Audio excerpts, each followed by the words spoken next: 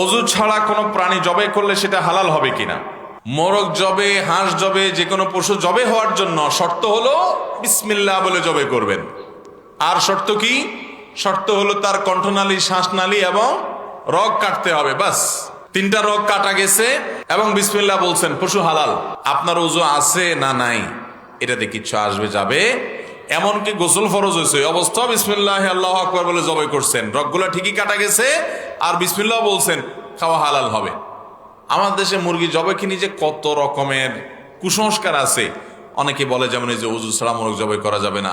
অনেকে বলে এক পায়ের নিচে পাড়া দিয়ে ধরে আরেক পায়ের নিচে ওই যে কল্লাটা টেনে একা একা জবাই করা যাবে না, কমপক্ষে দুজন লাগবে। অনেকে বলে ভাই বোন একজনে ধরলে আরেকজনে জবাই করলে এটা করা যাবে না। অনেকে বলে স্বামী স্ত্রী একজনে ধরবে আরেকজন জবাই করবে, এটা করা যাবে না। অনেকজন বলে গর্ভবতী মহিলা তাদেরকে সাথে নিয়ে মোরগ জবাই করা যাবে না। এরকম মোরগ জবাই করাকে নিয়ে যে কত কুসংস্কার আমাদের দেশে আছে।